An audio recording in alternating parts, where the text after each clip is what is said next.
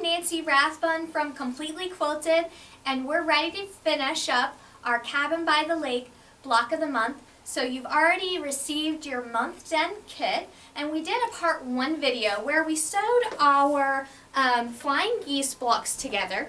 And so since then, I've gone ahead and I've sewn my flying geese units together with light colors, and I've also followed my pattern instructions and cut out all of the segments that get sewn in between the flying geese units. So each border should already be the length that it should be with those segments sewn in between your flying geese blocks. So you should have a border strip for each side, and then the top and the bottom. You're also going to have smaller border sections, and we've sewed our small narrow borders together end to end to create long strips. So when you're sewing on borders to your quilt, it's very important that your strips measure the same length that you're going to sew on your quilt. So for an example, we want these side borders cut the same length as the center of our quilt. So I've gone ahead and sewed part of my quilt together so I know the length that needs to be. So what I do is I lay down my border strip on my quilt, and then I cut that the same side as my border. So the center dimension, or you can measure it. So if this measured, for example, 72 inches, then I'm going to cut my border strip 72 inches. So all of the strips are the same length. And then what you're going to do, and you can see we have one pinned here, is we're going to sew that narrow strip right sides together onto our border sections. Now if this strip, for example, is just a little short or a little long from our border piece, we do not want to cut that off. We want all of these to be the same length.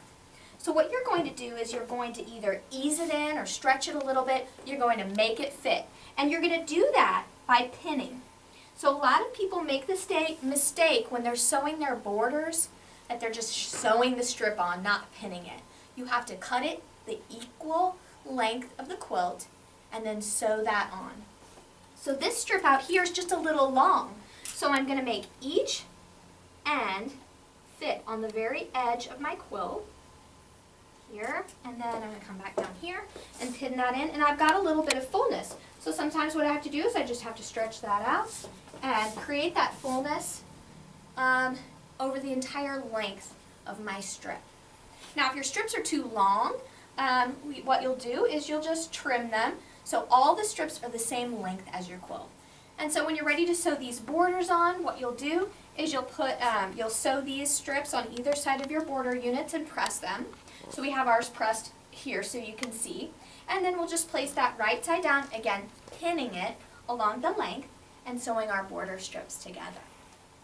Also, in month 10, you're going to be sewing all of your blocks together if you haven't kind of been already doing that over the course of your quilt.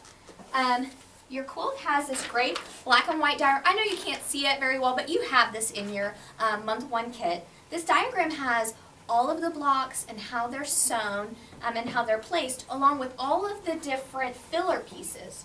So this section is an example of how to sew a partial seam, because in this particular unit we have this little piece that's sort of floating in the center here. So how do you get that block sewn together?